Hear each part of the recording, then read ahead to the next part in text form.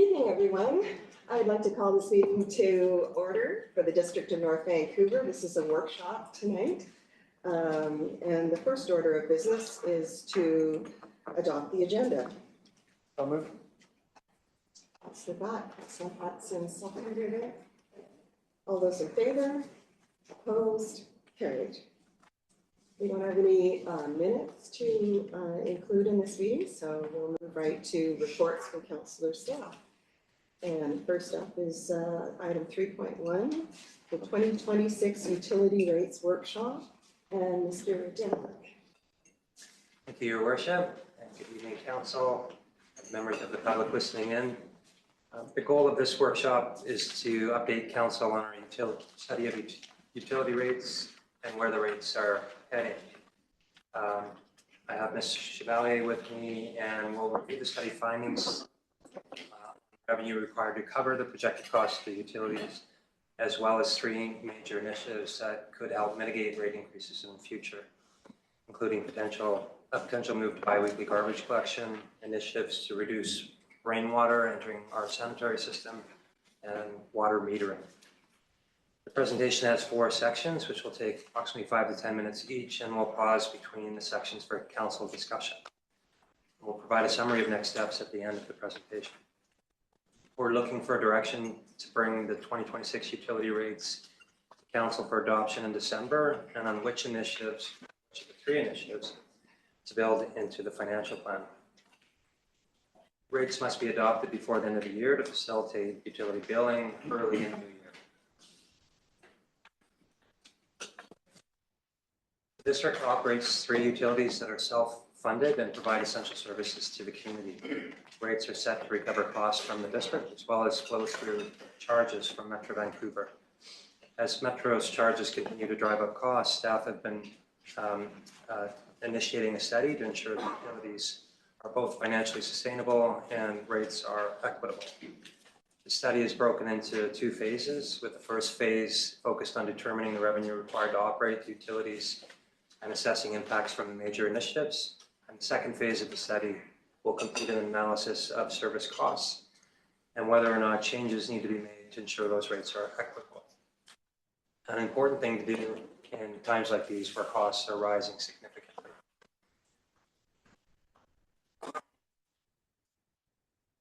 To determine the revenue required to operate the utilities over the long term, we've looked at setting appropriate reserves, estimating capital needs, and of course, flowing through Metro's charges. On setting appropriate reserves, we have both capital and operating reserves. Capital reserve funds are needed to renew, upgrade, and expand our utility infrastructure. That utility infrastructure is approaching a replacement value estimated in the range of $2 billion. So the cost of renewing, upgrading, and expanding that infrastructure continues to rise. On the operating reserve front, we need those reserves to cover the day-to-day operations, as well as stabilize rates and face contingencies. The best practice target for these funds is currently in the range of $50 million, and the current fund balance is sitting at about $42 million. That's excluding the $16 million we've set aside and have committed to rate stabilization for the North Shore wastewater treatment plant over the next 4 years. Each year, we perform an annual assessment of our infrastructure and determine what the infrastructure funding gap is. And when it comes to our utilities infrastructure, that funding gap was last estimated at $6.8 million. And that information is being updated again this year. Utility capital needs are estimated at $264 million over the next 10 years, with about 3/4 of that investment related to renewal and upgrading the network, and the remaining 25% to expand the network to support growth, which is funded by development. As utility assets can last up to 100 years, and many of those assets are coming due in the near future, we'll start to see replacement spending steadily increase beyond 2035. A visual representation of the 10-year capital plan showing a relatively steady plan for water as we continue with our annual renewal programs, and a more volatile program for sewer and drainage. And that volatility is mainly driven by works for special water courses and culverts.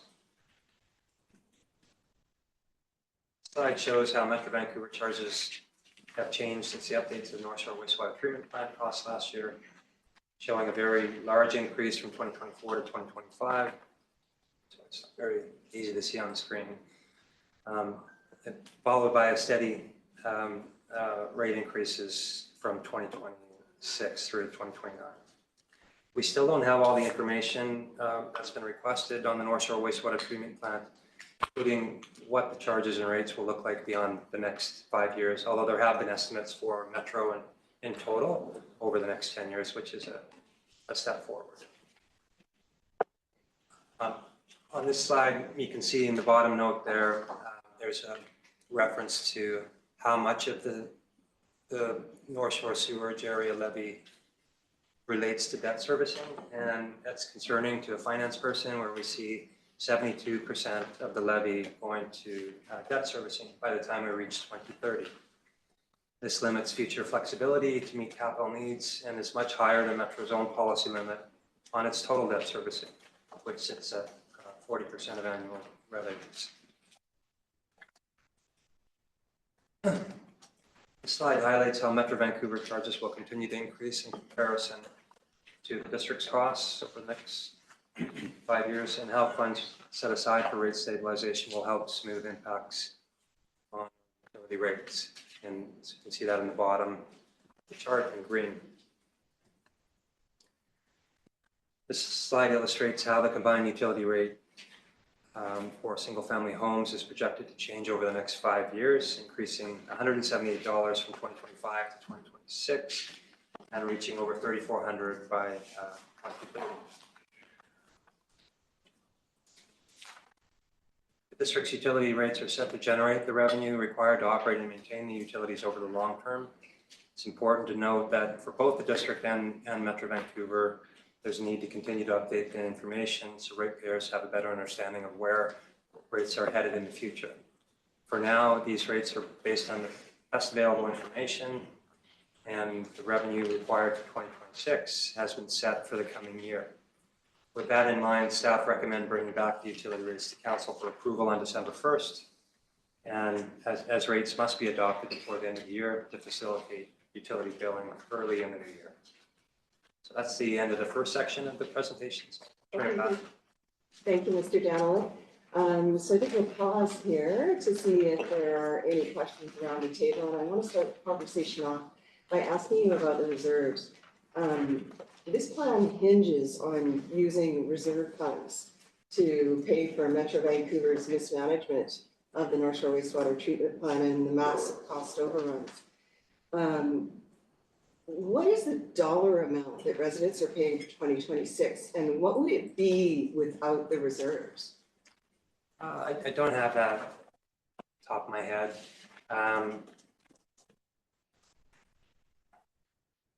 I'll have to get back to you on that. But I do know over the 4 years, it's averaging $4 million per year to bring that rate down.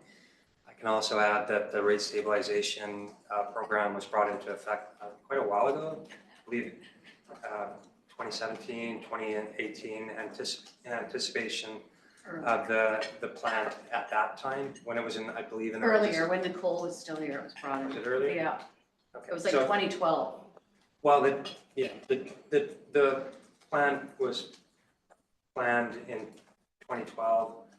The indicative design came, and then somewhere after 2015, we started looking at rate stabilization, of course, for a much less costly plant. Since the rate increase last year, we decided to start upping the amount of stabilization funds being applied so that we could get a smooth rate increase over the next 5 years rather than a volatile one. The thing is, this is, as I understand it, the reserves are taxpayers' money that's being saved for many, many years for a rainy day fund, for all the infrastructure costs we're facing. Why should the District of North Van use our reserves that are supposed to be used for infrastructure funds to pay for Metro Vancouver's mismanagement on the North Shore wastewater treatment plant? So you're correct. The primary use of the reserve funds is to set aside money for the future replacement of our own infrastructure and not for Metro Vancouver's costs or charges to us. But the reserve funds bylaw was written in anticipation of the need for stabilizing Metro Vancouver's rates. So that is a valid use of those funds, and it was one that we planned for. But you're right, it wasn't supposed to be used to the extent that it currently is. Okay, I have Councillors Hanson, Councillor Neary, Councillor Back. Yeah, thank you, Rick, and thank you, Acting Mayor Pope, for your comment. Just dealing with the rate stabilization at slide 9 of 28. So there's this green line that goes up and then it comes down and it goes up, which is the DNB rate stabilization. Can you explain that a bit? Or, This green bar here? yeah. Yeah, so the blue bar are the Metro Vancouver's charges to us. So our share of the sewage levy, and the water charges and the other charges at Metro Vancouver. So this is the total utility costs. The red are the district costs, which are fairly stable, typically inflation adjusted. And then the green is bringing down those total costs each year. So over these 4 years, it's averaging about $4 million to bring these total costs down, $4 million per year. And you can see in 2030, we start contributing back to the reserves. The utility infrastructure is very expensive, so it's important that we maintain a healthy fund. And by the time we get through the 5 years, we will in fact return to a healthy fund. In the 2030, 2031, 2032, we'll be able to return back to a healthy fund. So. And last week we were talking about 1% being $1.25 million on the tax roll and costing an average home, I think it was about $20, if memory serves.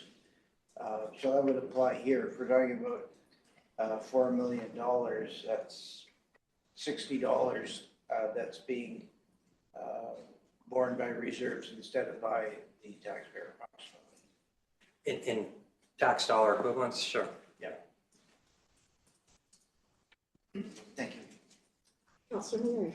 So slide 6, to determine DNB utility capital needs.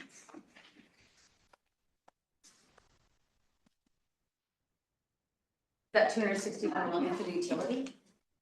This is $261 million for the district's capital needs for water and sewer and drainage infrastructure. Right, okay, so the utility needs, not capital, everything else, no, just the Just utility. utility. Yeah. So where are we with our water program and our replacement? Water main replacement. Yeah, because we've been working on that for a number of years, and I'm pretty sure are we getting close to the end, or Yeah, how much do we have left to do? this is the accelerated asbestos water main replacement program, and we're scheduled. Yeah, speak up. Yeah, we're scheduled to finish in 2035, so we still have a number of years to go, but we're doing 4 to 5 kilometers per year. And where is, we don't have a sewer program, do we? No, So we're doing that on capital with, sewer is more reactive right now, and What does it's that part mean? of capital. So as needed, as there's issues detected, the We fix work them. could be done, but there's not sort of that accelerated asset management replacement program the way we're doing on the water mains currently. so we could reduce the water main replacement instead of, because we had a plan and then we accelerated and we could, I mean, because we're not doing it for sewer right now, we're just doing it as needed, right? And that's a savings. We would recommend doing the sewer as well. We want to get through the asbestos water main, get that all replaced, and then we would be looking in the next few years to divert some resources to implementing a sewer replacement program as well. It's really important for all the reasons as well, that we get started on a more proactive replacement program for the sewers. Where are we with the storm? The storm, well, we do a lot of work on the natural water courses and culverts program. So that's part of the storm network. And there's a robust culvert replacement program.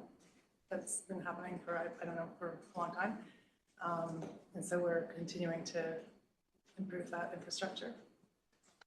But we don't have any more details on the costs of that or what kind of infrastructure, like how much have we finished in regards to the storm program? Like, is it all complete? Is the storm program complete, or are we still? Yeah, I mean, those green bars there kind of summarize through your worship, Councillor Murray and Nicola, the green bars there are the sewer costs. So that's combined sanitary and storm on capital, and then the blue is the water. So that gives you an idea of that capital replacement that's happening with sewer. And the water is ahead, as you say, that program started in the 1990s with the asbestos cement water main. And the sewers, coming up too, right? Like 1960s, 1965, the majority of the sewer network was built out. And then that's coming up on 75 years in the 2030s, 2040s. So that will then, take over, and the water, which we're ahead of now, will go down in the mid 2030s when that asbestos cement program is coming to an end. When's a good time to talk about the I&I? Now or in the next section? Yeah, we'll do that in the next section. In the next section? Okay. Councillor Bott. Thank you, Councillor Pope, Mayor. As we get to, just going back to slide 3, can you explain kind of what happens there with the rate stabilization? At that point, we won't be subsidized past 2030 as far as rate stabilization. So can we expect like there would be a big jump in terms of the impact to residents, or? Well, you can see the effects of rate stabilization here, where it's fairly steady on a combined basis over the 5 years. We'd hope that the outer years from Metro Vancouver, the charges in the outer years from Metro Vancouver would start to taper down, but we just don't know. We're asking for that information. We don't have it yet. All we can do is provide a mid-range estimate about where those charges might be. So we think they'll be in the range of at least 5 to 7%. And the outer years, we look at the team's 10-year capital plan and target fund balances, and we smooth out the charges to reflect all three of those needs. I guess, as you're saying it, we don't know when those costs from the wastewater treatment plant are going to peak.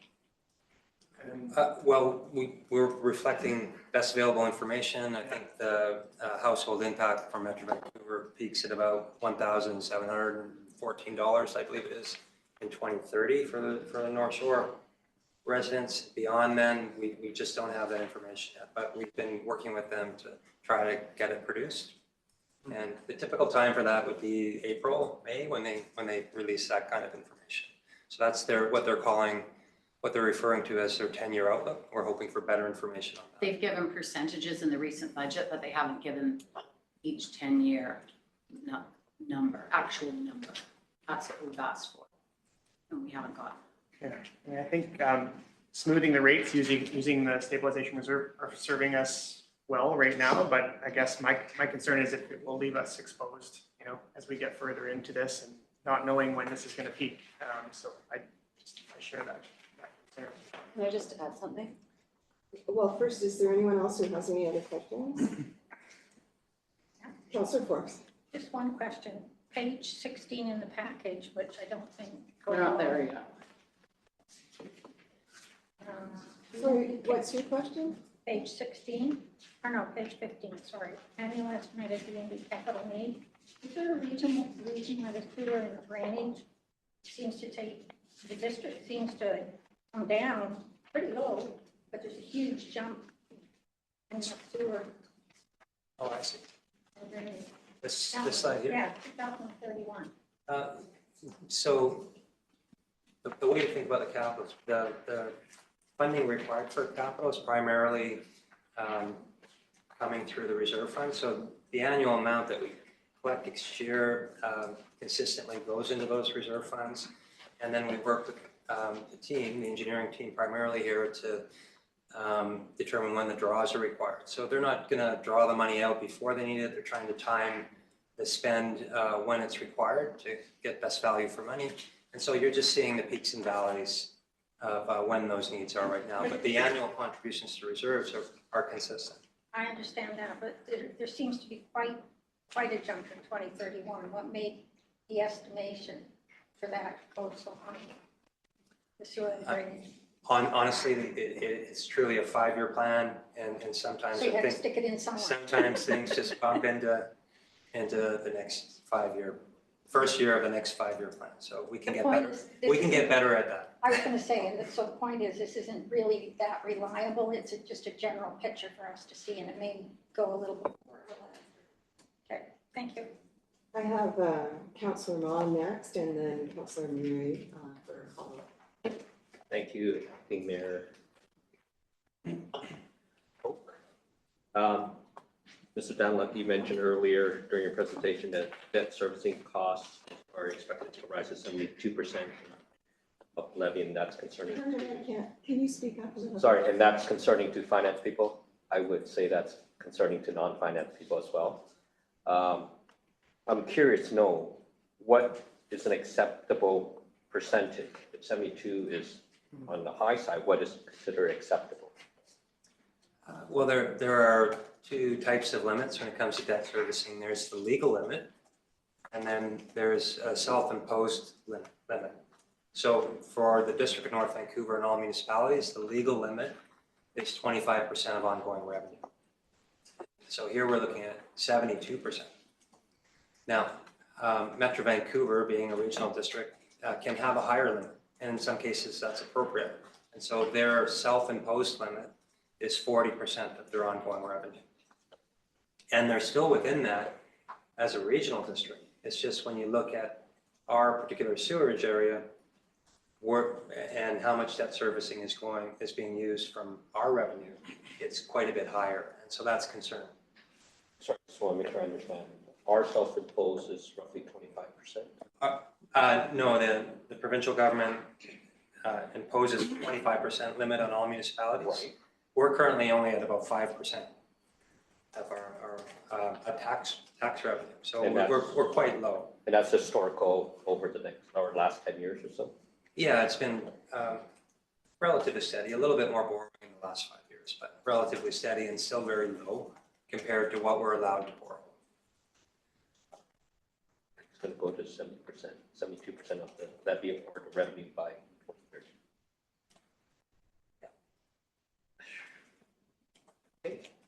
Thank you, Councillor Ma. Councillor Murray.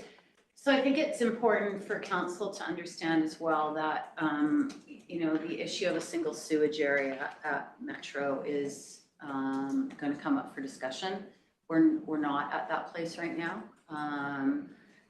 Will the next board be more interested with the reduction to Iona and looking at that single sewage area? Because the unlevel playing field between the utilities at Metro is significant.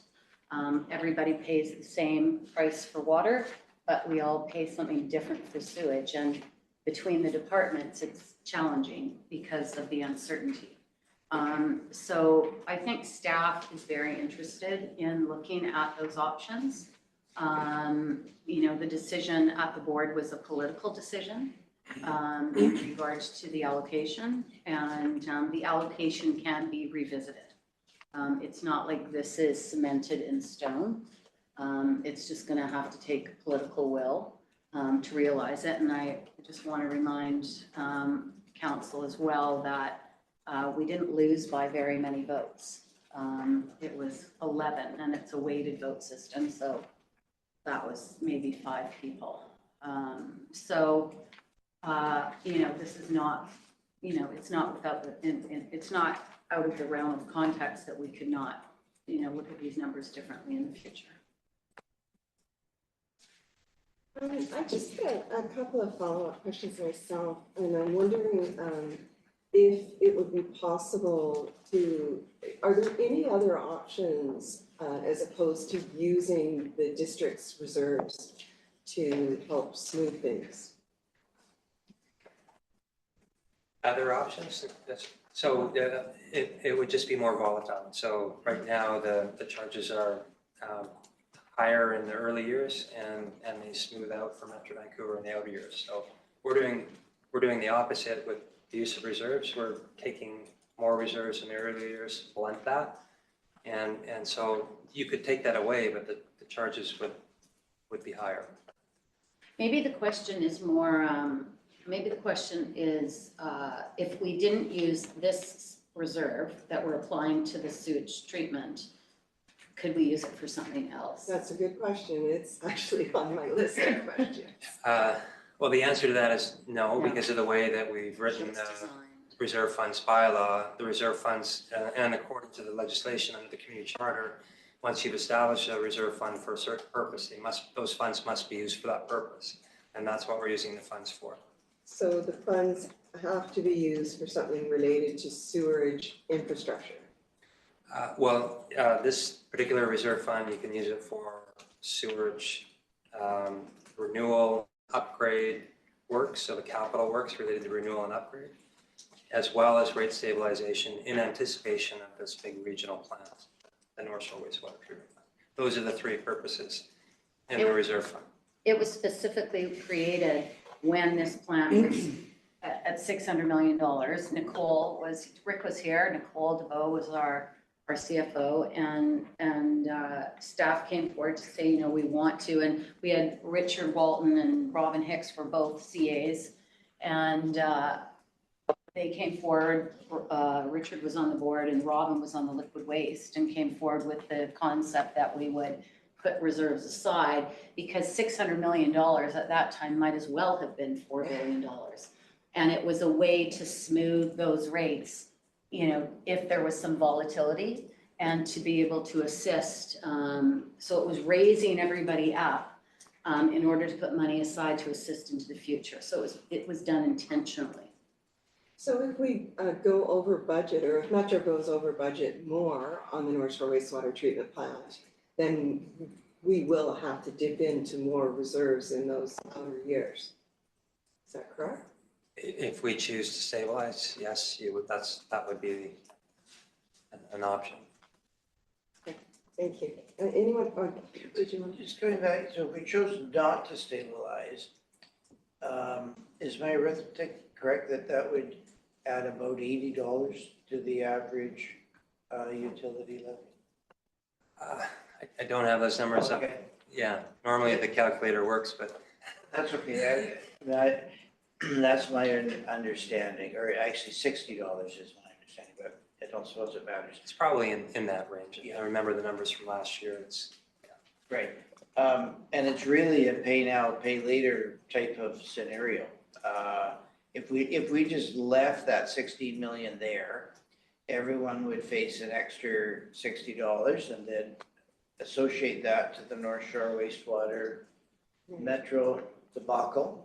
And down the road, they'd have 16 million to buttress other types of infrastructure demands.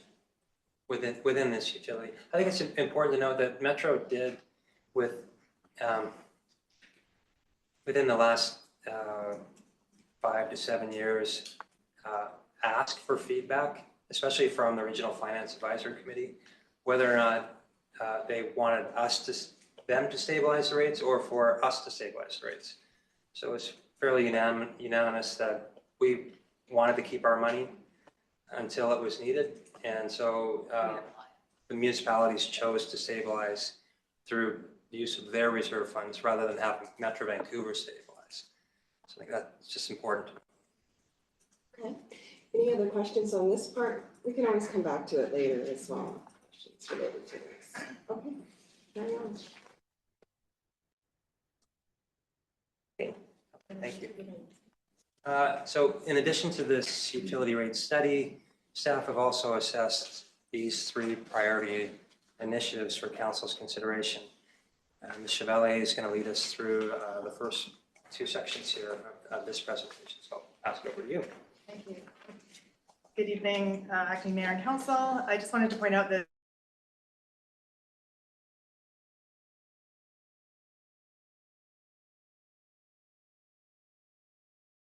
falling on them. depending on your questions.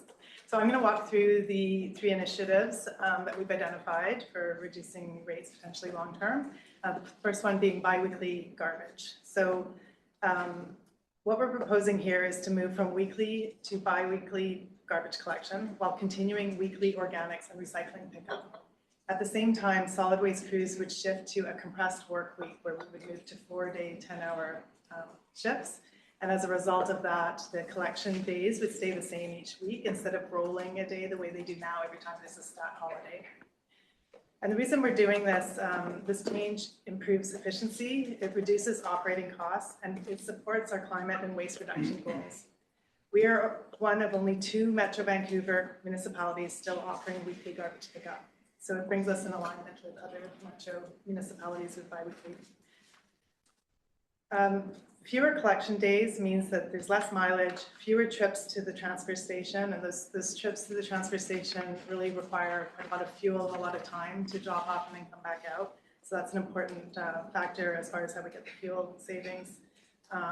We get less wear on the trucks and less wear on the carts as well.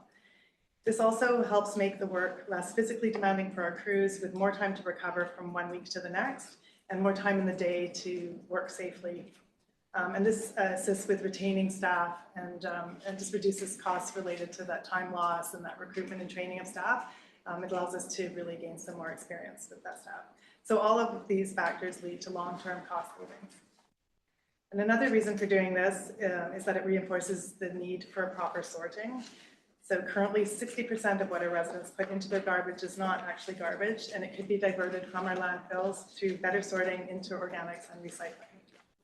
I know there's concern about bears. Supports our Bear Smart commitments, and many Bear Smart communities, including Squamish, Kamloops, and Coquitlam, already operate biweekly garbage collection. Removing the organics from the garbage and incentivizing that behavior from our residents makes it less attractive to wildlife. Organics are collected earlier in the day than garbage, and so that reduces the window for wildlife access. It's also important to understand that even empty carts are an attractant if they're left unsecured. So carts must remain secured on people's property except during the set out times, regardless of the collection frequency. And as a fully designated Bear Smart community, we already have the required bylaws, the wildlife resistant carts, and the enforcement in place. So as long as residents continue to follow the existing rules, this change will not increase our risk. Just to be clear too on the carts, this change does not include any changes to the carts. We would be using the same carts that residents are currently using. Most households already have adequate cart capacity to provide service. We've noted that many are less than half full. And during the winter holidays season, we do predict that there is an increase in garbage waste, and we could consider going weekly just for that 2-week period over the New Year period if we're so directed.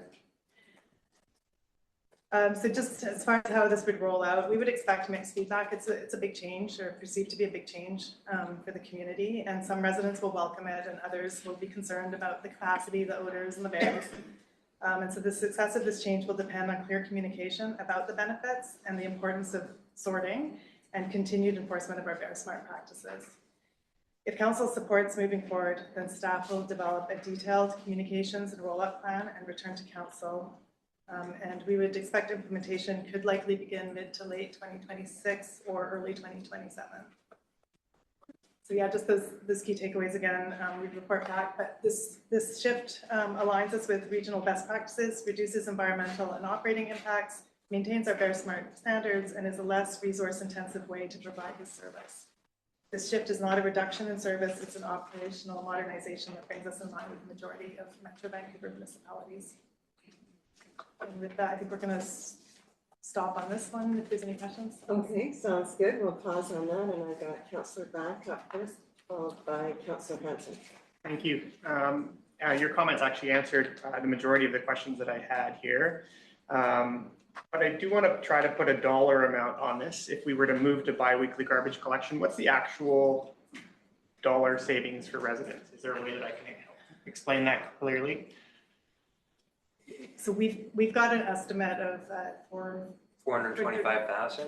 per year. And with 20,000 single family homes, it's going to just over $20.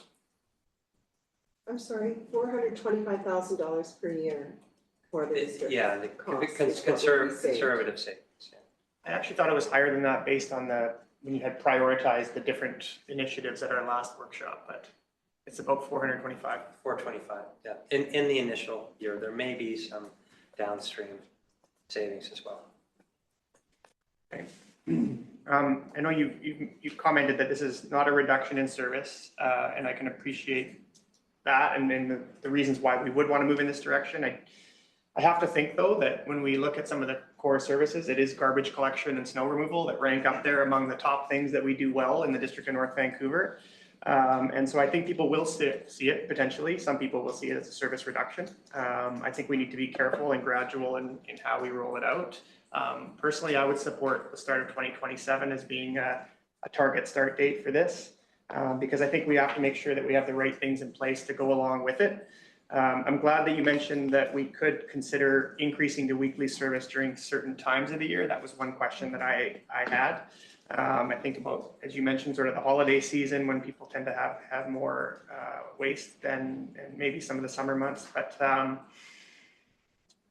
also, I think we should, look at things like a large item pickup service. This was an idea I brought forward last October. I think we should revisit that if we're going to be reducing and going to bi-weekly pickup. And I want to be conscious of, families that supporting families who produce more waste for various reasons. The mayor, I think, brought up the whole issue of diapers, and I certainly went through that myself, and I know that that's a time when you're generating more garbage or people with medical needs. So maybe there's some way that we can reach those people or allow them to kind of opt in perhaps to some elevated level of service. I don't know how that could work, but I just want to make sure that we're considering different types of needs that different residents have. But I think on the whole, this is the right direction. I just think we have to be really careful about how we roll it out. I think when you say that currently 60% of what residents put into garbage could potentially be diverted, that's a really strong statement. And that's something that we should be using as part of any rollout plan. But I just want to be careful and make sure we're rolling it out properly if this is the direction we're going to be going in. If I could just comment on Yes. that. Yeah, I mean, we would propose a all phased in rollout. We want to try it out in the zone.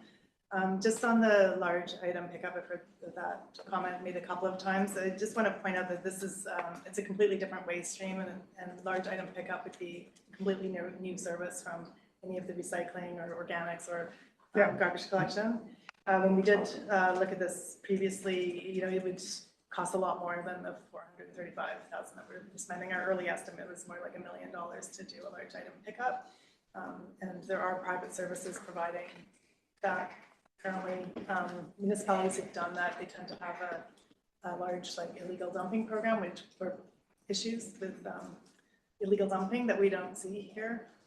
Any illegal dumping that we do see is not really the large item stuff anyway. So just some caveats on that, because that sort of is a whole other conversation, I think, that shouldn't really be tied to this decision. Just through the chair, and that's fair. I guess I have a hard time imagining that would be the cost to do 1 or 2 days of large item pickup a year. But I don't know. If we could look at it again, I just think it is tied in the sense that we're talking about reducing the level of service here. Okay, Councillor Black, thank you very much. Councillor Hanson. Yeah, thank you. I do hear both.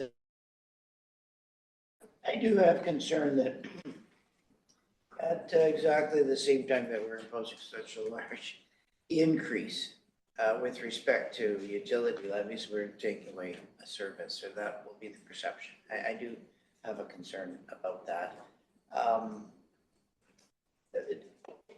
My question, so dealing with you said it's going to be the same day, so we're no longer going to roll from holiday to holiday like we do now. But what about, we just had a week where the holiday occurred on a Tuesday. Isn't that going to cause the same rolling phenomena, or? No, in those weeks where there is a stat holiday, we would just shift by a day for that 1 week. So there'd be, the residents would get used to it, but there'd be some communication about that, saying this week, people that usually get the Monday collection would get it on Tuesday. Or I guess if it's a Tuesday stat, it would just shift the remainder of the week. So for most weeks, you maximum got one stat holiday, and that in that event, you just Yes, shift there's it around and only fit it into the 4 remaining One week days. where we don't, Yeah. and that's Christmas, so I guess we'd have to deal with that. Okay, fair enough. So we're talking about 10 hours a day, 4 days a week. How, is it the same number of employees? And how do the employees feel about this? How does it affect their way of life? Yeah, we're assuming the same number of employees, same number of trucks, and our expectation and from our discussions, the compressed work week is a benefit to the employees. They'll welcome that, and we think that'll be a retention opportunity.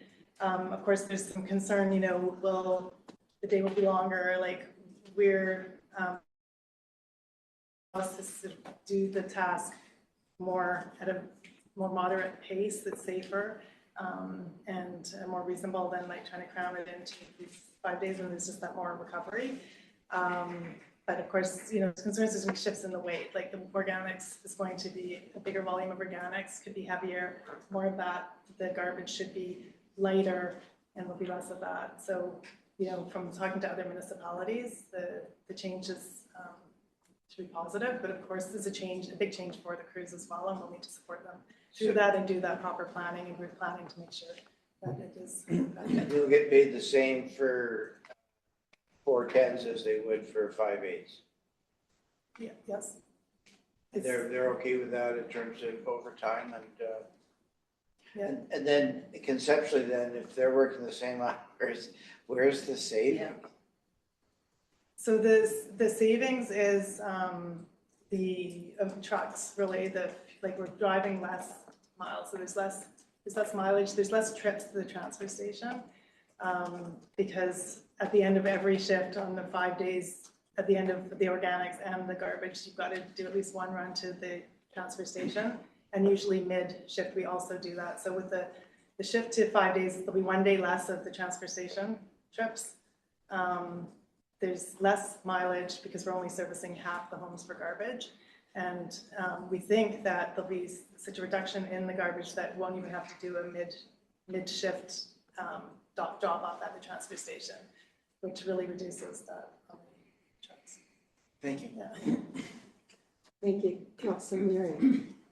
So, the devil's in the details, and I think it sounds like we've already, it sounds like staff want to go in this direction, but I don't know that I do.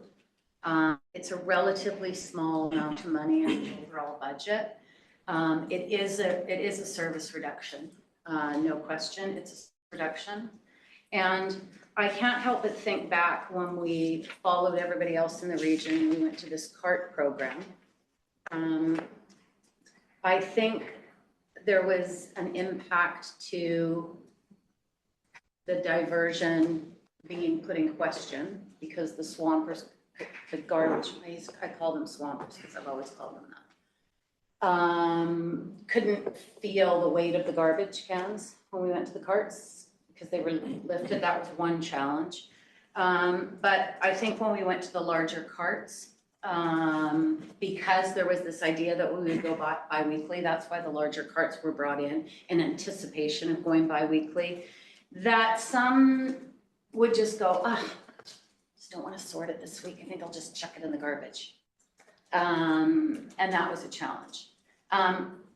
The reason we went to the carts, and you talk about the savings of the trips and the gas and the transfer station and all of these things, and it sounds so good if that is indeed what's going to happen, which I question, because the carts were brought in partly because of worker compensation claims on the crews lifting the cans versus the automated lift on the trucks. And then we had carts that broke. 4,000 at one point we had that were broken. And we had to hire, is it 2 full-time? We've got one. One full-time, and we had to buy a truck. A fix-it truck to go out and fix. Is that? There's cart repairs for sure. Yeah, That's part, but that would have been anticipated. What was the savings? between the compensation claims and the cost of the carts, replacing them.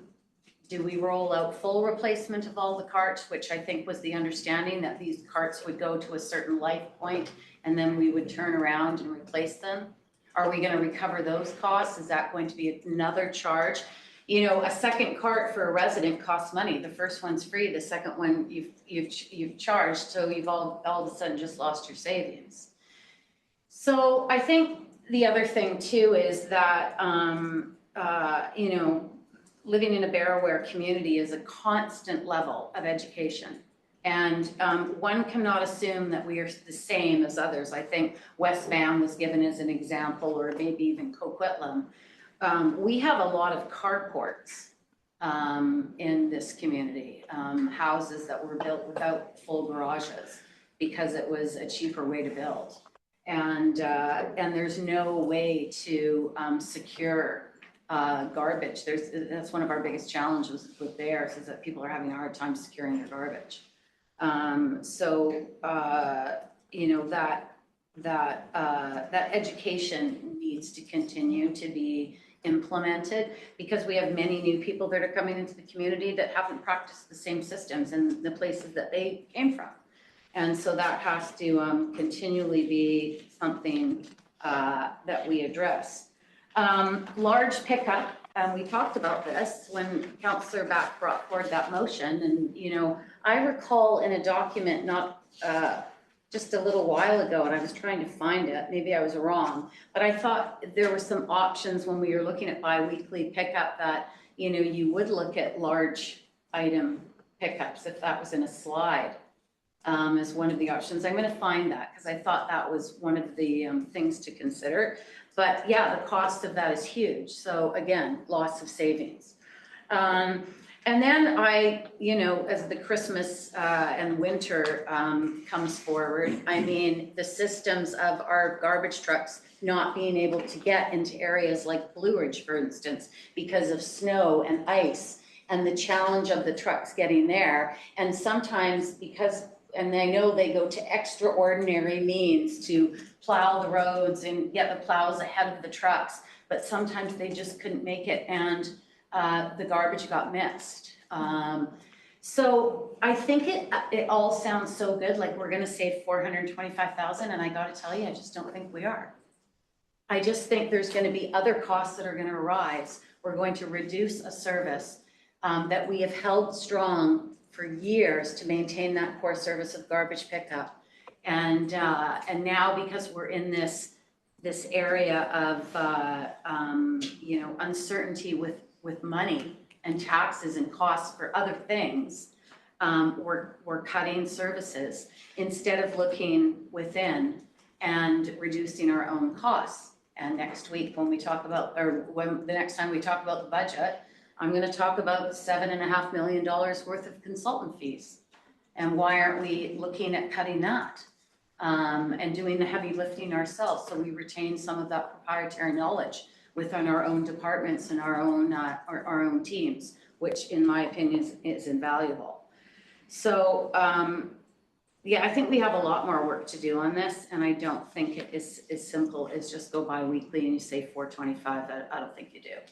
I think it's a very small amount, and you know, it's I have to say I see this budget as more of a reduction in service than I do in costs overall, and I think we have to look a little bit closer on the lines to see where else we can save. Thank you for giving me that time. Any other questions about garbage? So Forrest. Just a couple of comments and clarifications. How many garbage trucks do we operate right now? 7. On a regular day, we have 8. So we, no, 8 per day? 7. Your worship and council, 6 generally from November through till the end of November through till March, because particularly organics drop off, and then from March through till the end of November 7, because organics take off with the yard waste, so they'll have a yard waste Right. at that time. Thank you. Has there been any consideration, if we can't do extra pickups, one of my pet things has been spring and fall, and in the public, it's also some people's pet concern. In the spring and fall, why we can't put out the paper bags anymore, if we're just doing the leaves, which I think people might tidy up their yard sooner. That would maybe help the leaves that are on the road, drainage. Just think it all compounds. If we can facilitate getting rid of that. I know last year, it took me 4 garbage days to get rid of all the leaves on my property, and I only have 1 non-deciduous tree on my property. The rest are district. But that's how badly I get inundated. So 4 days, I had to make sure I got that out there. Is there a reason why we stopped allowing paper pickups? I might get Michael to respond to that. I know that there was consideration to allowing people to have more organics cards. They can pay for more for that, but there was a decision made to make sure that people are using a card and not taking the bags, but maybe you can elaborate, Michael. Yeah, Your Worship, Councillor Forbes. Yes, when we transferred over to a carded system, there was actually I believe a 6 bag limit put on craft bags. So we initially gave out initial 240 card or single family homes. They can get a second one for free, which is equivalent to those 6 bags. So that's why we don't. Well, we've got the 6 bag limit within those 2 carts if they wish them. Plus, you don't pick up the bags because it's a manual handling risk because you don't know the weight, Right. etc. So You can buy What would another be- card. Sorry, and yes, sorry, Your Worship. this is all If you district want leaves to have on more my than property. 2. I'm not buying cards. So if you want to have more than 2, you can rent another card for a year. It's approximately $40, $50 per year extra. If you want to have 3 or 4 or 5, But what It's if you less than don't need a 1% card of the for all district. year? You don't need a card for all year. No. I'm just talking about garden refuse in the spring and in the fall. So 1 weekend in the spring or 1 week and 1 week in the fall. How much would that cost? that's why you can get 2 cards, so you're allowed to use those 2 cards at that point in the year. The second card is free. Some people take it on because they've got bigger yards or they have trees within the yards that drop a lot of leaves. People that don't tend to have that will stick to 1 card per year. And approximately 30% of the households have 2 cards, which tend to be the ones with heavier tree or a lot more greenery within the front and backyards. So I didn't know that. So if anybody comes to me, I can tell them that they can get a second organic card at no cost. Yes. Didn't know that. And that gives the same capacity as the As 6 6. bags, and then I think the expectation is that if people have more than that, they'll just store it on their property and like over the following weeks, use that capacity to put the bags in and get it all the way. It'll just take a couple of weeks. Well, last week I even had the district throwing their leaves that had landed on the road onto my property. So I couldn't win last week. Anyway, I don't look at this as a service reduction. I look at it as a service redistribution because we're still it's still the same amount of hours. It's just a shorter work week. And the employees, if they are in agreement, and apparently they are, they see this as a win for them. So it's kind of a win-win for everybody. So I think it's more of a redistribution of the service rather than a reduction of service. And has there been any analysis of the carts breaking and what they break? How did we get into that huge backlog? Has there been any data or any kind of thing done around that? Yeah, we have a really good database now of the cart repairs, and so what we know, it's not the bodies of the carts. The bodies of the carts are really resilient and will last much longer. I think we've got a reserve set aside to replace them in 20, like after 15 years, 2030 or something, or 35. But they'll actually last longer than that. It's the wheels and the locks and the lids that break, usually in wildlife or during the collection process. And so I think, cart repair is just part of that. We are looking at changing the type of locks so that it's less prone to breaking. And that'll be kind of a key to it. I would say too, when we look at the numbers of repairs, the 1,800, which was cited recently, that's 900 addresses because there's just the way the repairs are, there's usually 2 lines per. So that's like, it's not like it's one repair per household, so it's not quite as many households involved in it as it makes. It was, But, though. It yeah, was thousands. well, 4,000, that was still less households than 4,000, but yes, we did have a very big backlog for a number of issues that I think we've conveyed. We worked off that backlog. It's now gone back up a bit. We've got a plan to bring in some auxiliary staff to get that back down, and then we've got a request in to get an additional technician and just to increase the resources to that going forward so that we can maintain it. Right now, we're having more requests come in each day than we repair, so. Just two quick comments. I've noticed it with mine, I don't just put my garbage just in my garbage can. It's bagged, put it into my garbage can. And when they tip the card, they tip it 4 times. Bang, bang, bang, 4 times. So maybe that's part of the breakage. I mean, maybe there needs to be re-education or something. I mean, I guess they have some cards where maybe they have to do that if it's not all contained, but like, and maybe on the organic, but garbage ones shouldn't need to go like that. And then one other comment, I had to get the lock on mine fixed, and it broke within 2 weeks, so we need better locks. Yeah. Thank you. Thank you. I was actually surprised to hear that 60% of what residents put into the garbage is actually recyclable. And I think if we do move forward with this plan, that the first thing we need to do is some kind of communications program to encourage more people to recycle.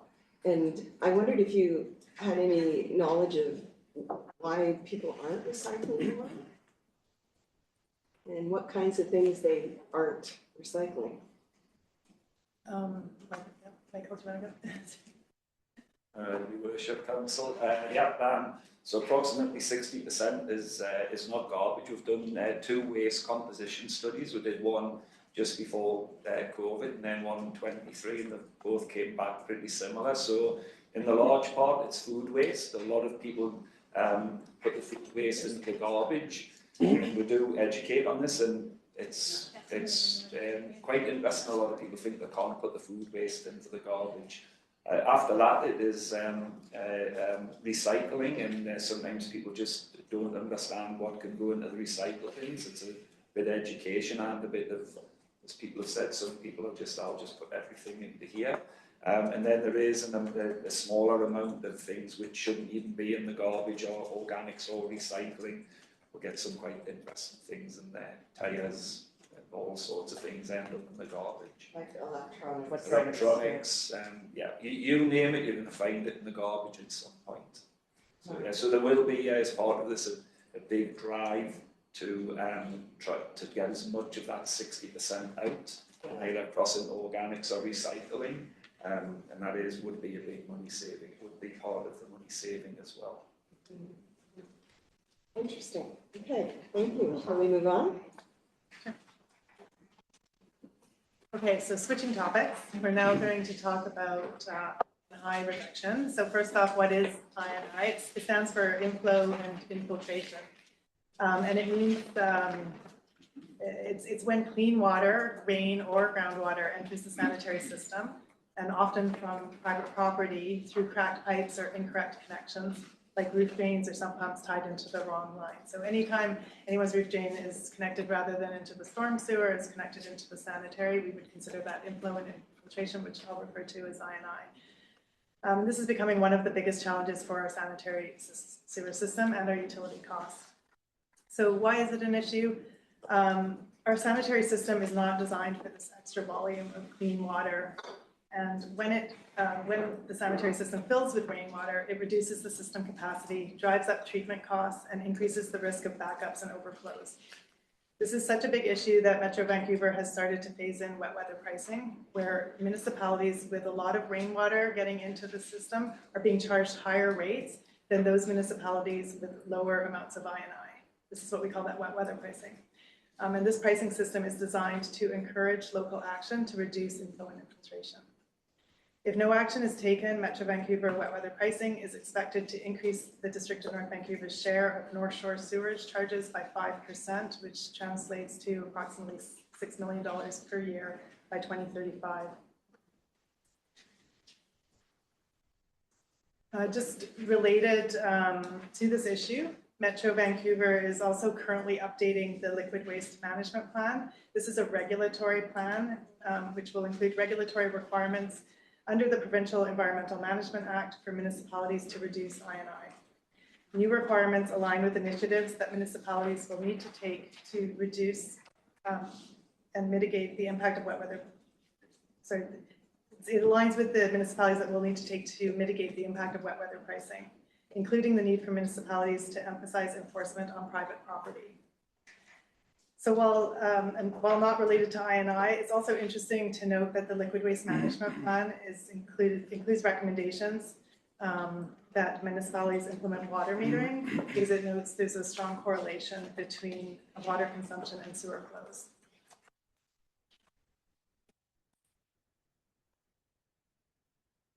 So just the impacts, there's real on-the-ground impacts to our community from I&I.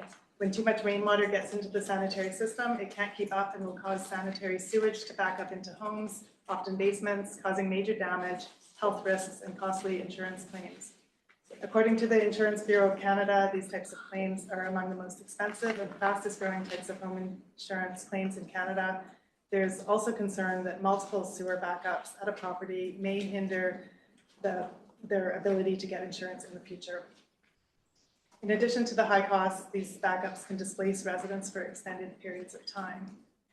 And we have some real life experience on this during the 2024 atmospheric river. We experienced 102 sewer backups from the sanitary and storm networks.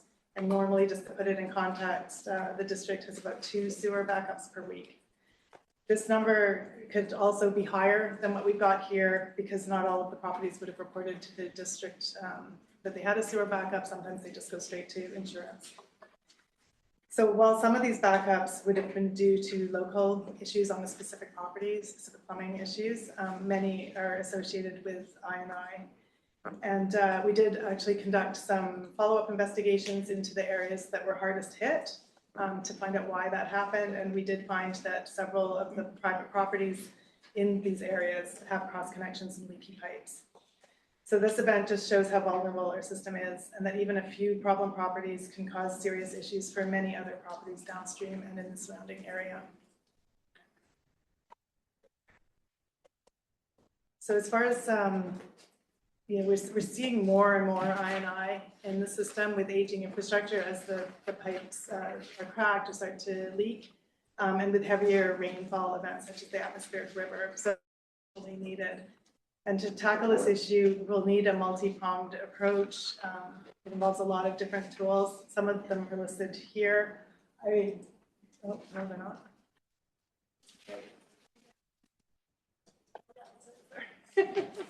Yeah, some of them are listed here. I wasn't going to go into detail on each of these, but I can if you're interested. But these initiatives will help manage this important issue, keeping properties safe and utility costs down.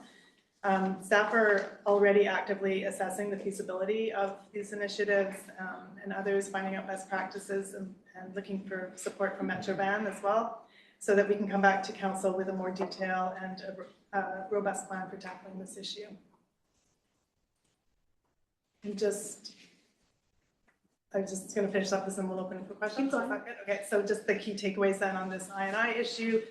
Rainwater entering our sanitary system is subject to wet weather pricing by Metro Vancouver, regulatory requirements under the updated liquid waste management plan, and is a source of risk to property and the environment. As a municipality, we will need to undertake initiatives to reduce I&I, including that coming from private properties, in order to mitigate the impacts of this issue. And staff plan to report back to council with options and a more robust plan in 2026. Okay, thank you. I have Councillor Back and Councillor Murray.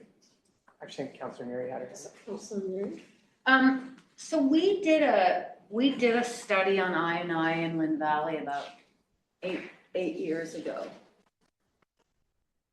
Was anybody here 8 years ago when we did that study? I know Rick was. Sean, you were here. Were you part of, Sean Carroll was part, that program was brought forward by Sean Carroll. And I'm just wondering what the results of that were. Do we have that? Do you want to speak to that, Sean? Sure, through your worship, council. Yeah, there's a lot of work been done in Lynn Valley. Lynn Valley is our most critical point because we do have an overflow location in Lynn Creek. And we've had now 2 successful grant programs in Lynn Valley. Lots of work going back to, early 2010s. So. Are we just expanding that then with this, rather than doing a whole new study, or we're just taking what we've learned from that initial study and sort of spreading it out through the municipality where we're having problems? Yeah, pretty much. In 2021 and 2024, both of those atmospheric rivers really highlighted the need that it's district-wide. Lynn Valley is one of the high priority areas, but the entire district has the same issue. Mm-hmm. And these bigger storms are having a higher impact, and the need for this program district-wide is certainly a priority for us. So maybe what we need to do in the new year is to bring back that study and show us what we were doing then, what we've done, and how we're going to continue to move forward along with sort of some of the options. I think it's important to understand how it all works. Pictures are generally better. I know Sean Carroll did a really good job at bringing it forward and explaining the whole challenge. Obviously, Metro, we feel, and Delta feels, especially up against New West in the city of Vancouver, where they've been given extension on their, the I&I impact within their lines to 2050, I think. And we're being hit with this wet weather pricing simply because, we have a really wet community. We deal with a lot of storms. And we have a lot of rain and a lot of volume. So, I guess the big question under the initiatives is, what's all of this going to cost versus continuing on with the work that we've done in Lynn Valley and that original plan and that grant money? And what's the difference between the two? So I think those are the kinds of questions that council will be interested in hearing to determine how to move forward. Because if something's already working, why not just continue it versus coming up with all sorts of new initiatives that are going to cost more money? And I'm going to ask, how many consultants are we going to need? And what's that going to cost us? And I'm quite serious because I really feel like we really have to wrestle that one to the ground. Through your worship, Councillor Mary, from my perspective, this is about cost avoidance. And I think Mr. Rooney might be able to confirm, but I believe that shift that was talked about earlier, that 5% shift in sewage volume that is going to shift to the North Vancouver district, 2% of that's already happened. I believe that that's in the latest meter readings. John, can you confirm that? Through your worship, council, yeah, that's correct. It's about 5%, and we're seeing 2% of that. That's going to fluctuate. It's a 10-year phase-in period, and they measure the flows every year, so they'll go up and down, and they'll average it out. But it's showing up. So, as it shows up, and as we shift to meter charges, it's a significant cost to that, and an opportunity, right? So either we do nothing and we see that cost hit our ratepayers, or we look at ways to reduce that rainwater getting into our sanitary system. Yeah, and so that's what And sooner it's better. Right? And that's what I'm asking about. What is the cost of like that sanitary sewer flow monitoring, proactive plumbing inspections and enforcement, require plumbing replacements through a bylaw amendment, financial incentives or penalties? That's kind of obvious. A sanitary sewer asset management replacement program, same as the water. But who's paying for that? What's the cost? Is that borne by the taxpayer? Is it, what part of it is borne by us as the collector of those monies from the taxpayer? How much through grants, et cetera? Like, what's that plan? Yeah. What is that cost? Because we, here, you know, it's all a balance, as Councillor Hanson pointed out in the earlier discussion about garbage, right? Like, you know, here we're trying to save money and then it's change, because we have all these things that are happening all at once and we're trying to fix them all. And sometimes you have to find that balance because you're still providing service. And, you know, often sometimes, you know, we've got to look in the mirror. If I could just comment on that, these initiatives are, like, we are seeing there's going to be costs to some of these initiatives, and some of these initiatives are going to be regulatory requirements under the liquid waste management plan. So we are flagging, then the wet weather pricing is a cost, but we feel we're going to need to do this, going to be required. Some of them will be paid through fees from the applicants, residents, and so on, and some will be, you know, hitting our utility. No doubt. I just would like to say with the Lynn Valley, so the difference here is the urgency, and with the wet weather pricing and this regulatory requirement for liquid waste management, we're realizing that what we've been doing in Lynn Valley, you know, we got a grant, we've been running this grant program.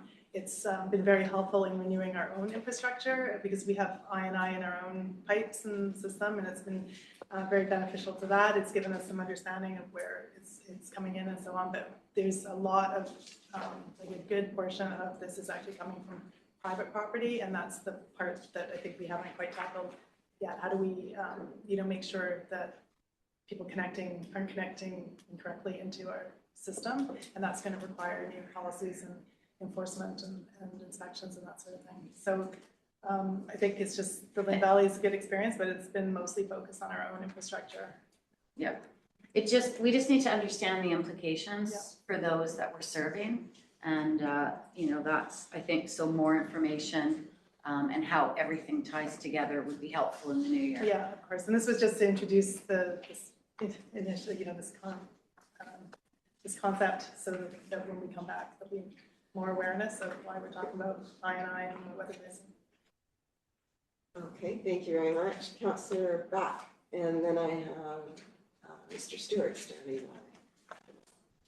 Thank you. My question is about climate, and given the frequency of which we're going to see more atmospheric rivers and extreme rainfall, how critical would we say is some of this work from a climate perspective? It's part of our climate adaptation strategy, for instance. This is definitely attached to that, right? With the extreme weather, it's interesting when we thought about the atmospheric river, a lot of people are, you know, asking questions about our storm network and how did it hold up. But actually, it turned our sanitary system into a storm network, and we can't have that happen. It's not designed to do that. So this is very important to, you know, to be able to be more resilient to extreme weather. So to get this flow out. I do share a lot of the concerns of Councillor Murray in terms of the costs to be able to enforce some of this and whatnot, but, you know, I do think a lot of this is pretty critical work from a climate perspective. But yeah, I think I would like to have a better sense of just like what the cost is going to be to the average homeowner for some of these things, what types of grants or incentives that we might be able to look at as part of this. Which neighborhoods are the highest risk? Sounds like Lynn Valley is among the highest risk sort of areas. Those are some of my questions. And is there anything that we can do before Q2 of next year when this comes back? Initiate some of these things now? Like, are there any early actions that we can be taking? I mean, we are doing the work through the grant program, through our asset management program, and then through these further investigations into some of these areas, we are working with individual homeowners on when we identify that. So absolutely, yes. I would say the reason we say Lynn Valley is a particular problem isn't because like, I think it's widespread, right? Okay. But in a lot of cases, it might not result in an overflow into a creek the way it is in Lynn Valley, which causes environmental concerns and things, but it might be in other areas, ending up in people's basements, and it just, Showing up or just differently, yeah. adding flow down to the wastewater treatment plant that then requires treatment and extra cost there. So it's, the issue is widespread. How it shows up could be considered, different priorities, I guess. I think just like the previous item we talked about in terms of the biweekly garbage, I think a big part of this is just going to be communication and how we, how we let residents know how big of an issue this is. I think there's a lot of people that probably don't actually recognize how much this is an issue that's going to continue to cost us more and more money. And wet weather pricing is probably something that the average resident is not really aware of. So I think we have some work to do there. Yeah, absolutely. I think once again, palms can play a huge role in educating people about this. Just a little mindful of the time. We have about 35 minutes left. Mr. Daniluk, are you pretty good with that time frame plus questions and answers coming up? I think so. We have 4 sections. We're through 3, so Okay. seems to be about So right. we're doing. I just want to go to Mr. Stewart first, and then I'll come to Councillor Forbes. Mr. Stewart. Yeah, I'm just wondering, this is more directed to the. Hold on, we can't hear you. All right. Try now. Go Can ahead. you hear me now? Yeah. Okay. I'm just, this is more directed to the Metro members. Why are we allowing New West and Vancouver to continue not to deal with these issues when we in fact are getting penalized on the North Shore with respect to wet weather pricing? So this is just a question. The extension to 2050 to 2050, I think. Yeah, I brought that up. Yeah, I'm sorry, Councilor, it's crazy. I know, I agree. They need to deal with their stuff because we're paying for it. Yeah. Sorry, I agree. that's my. If I could be a dictator for a day. Okay. Yeah, I think this is actually another area that communications needs to be conveying to us and residents in the district. What on earth is wet weather pricing, and how did Metro Van come to the conclusion that the district and the North Shore should suddenly be paying all those extra costs too? Their volume. Pardon? Volume. Volume. Yeah. Can you explain the West Van and Vancouver point that? No, it's New West. Pardon me, Yeah, West? it's New West and Vancouver. So New West and Vancouver have the oldest pipes. Like New West has one of the oldest systems. Sean, you can help me out when you want, or Nicola. So New Westminster has one of the oldest systems in the region. It's one of the first formalized municipality, and it's a combined system, and so is Vancouver's. And so the regulations, the federal regulations allowed an extension for Vancouver and New West in regards to the separation of those lines, which, fed into this whole idea of bringing on Iona within the time frame, because it makes no sense if you're not going to separate those lines and then have Vancouver feeding into the Iona system. So they're being treated one way, and then Delta and the North Shore are being treated another way because we're the 2 municipalities that are affected by the wet weather pricing. Well, I think the wet weather pricing applies to all the municipalities. It's just New West and the city of Vancouver have been given a break because they've got this combined sewer, sanitary and storm sewer in one system. And so to give them time to separate was the theory behind that. But the rest of the munis are. But Delta and the North Shore were pulled out of that as being the 2 that were being impacted the greatest, simply because of our weather systems and climate change.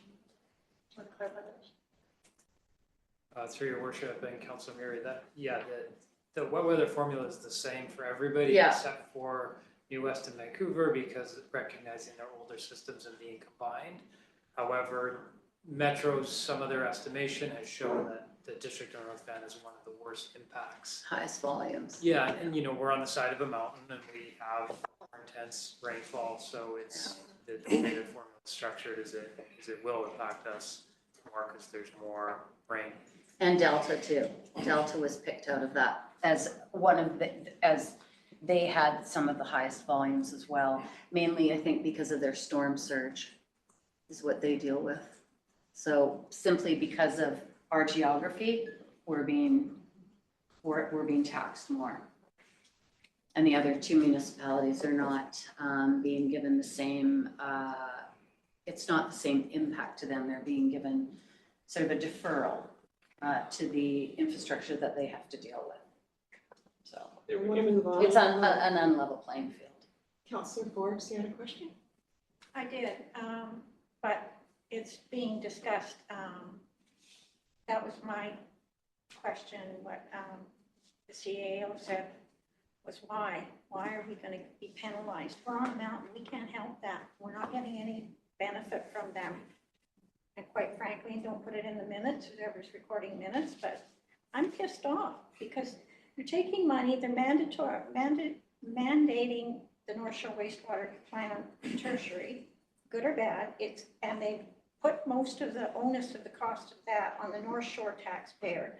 Then we get into this wet water pricing, which the general public, as you say, knows nothing about, and they're going to look at, okay, Metro's nailing us for something else again.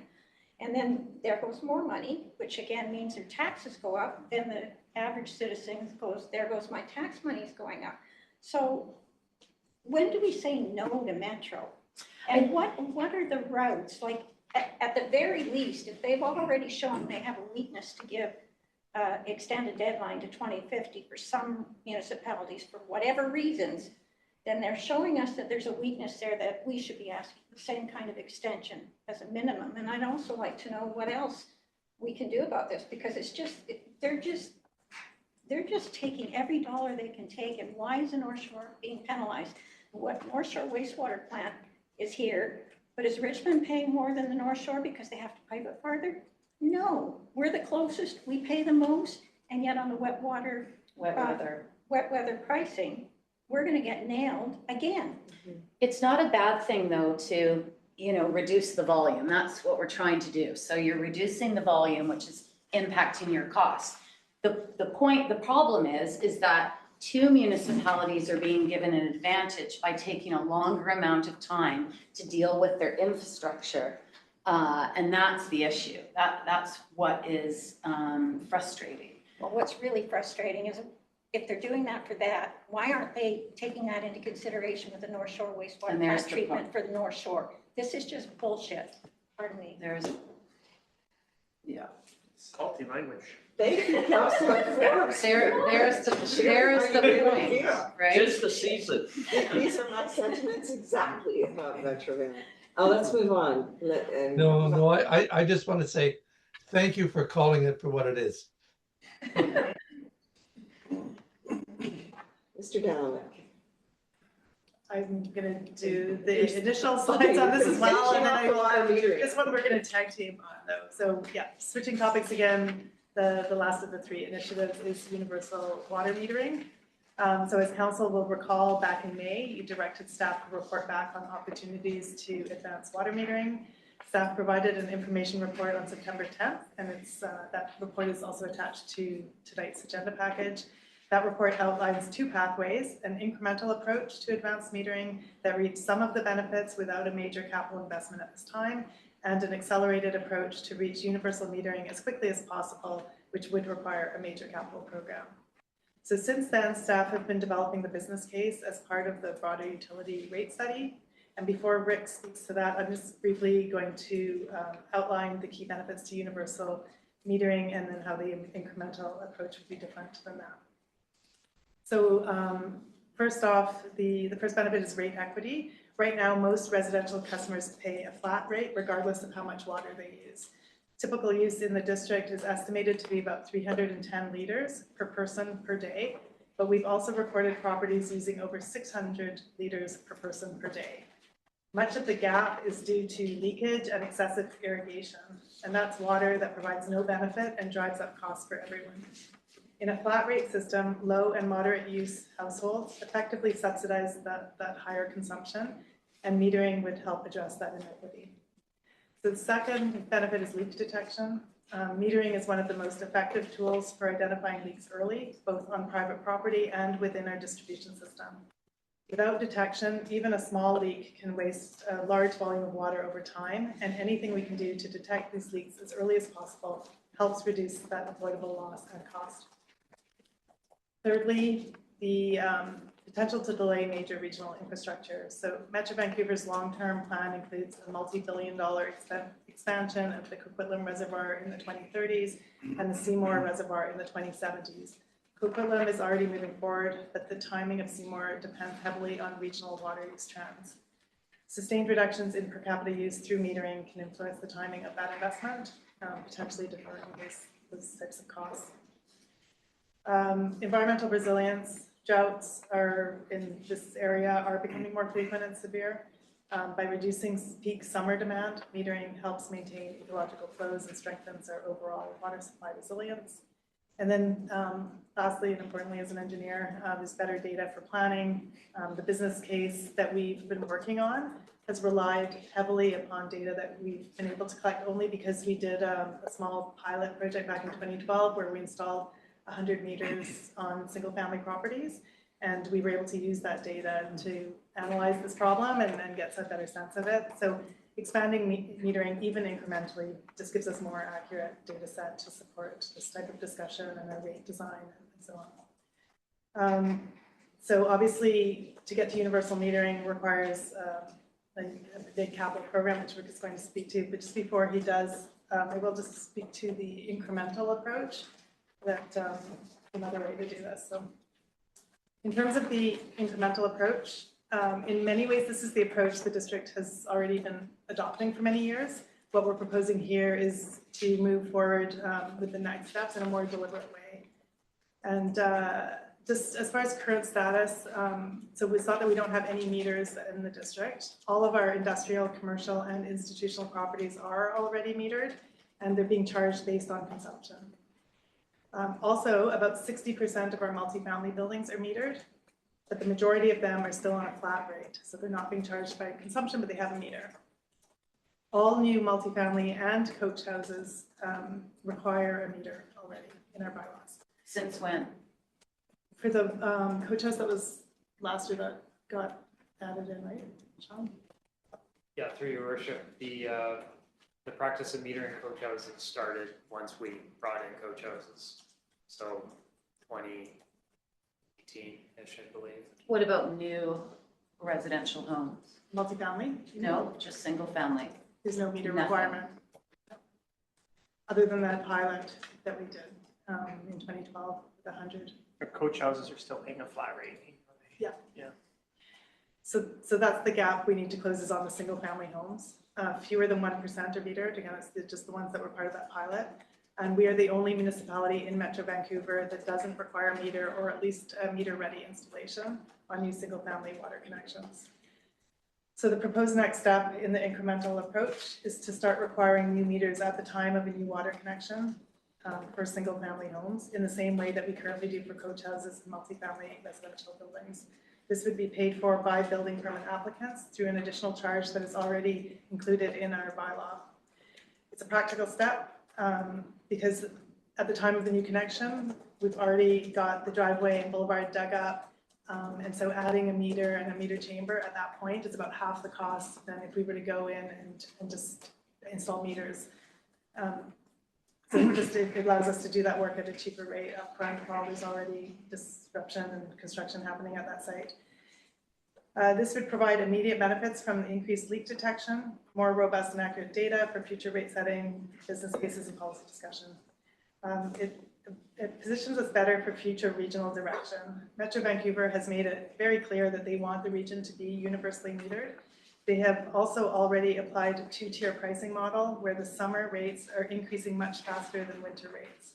And the municipalities without metering are not able to pass that on to the users of the water, and we have to add that cost to all users regardless of their summer use. We've seen the same dynamic play out on the liquid side of things with the wet weather pricing. So it would be prudent to prepare for future initiatives that Metro may take with the water rate structure.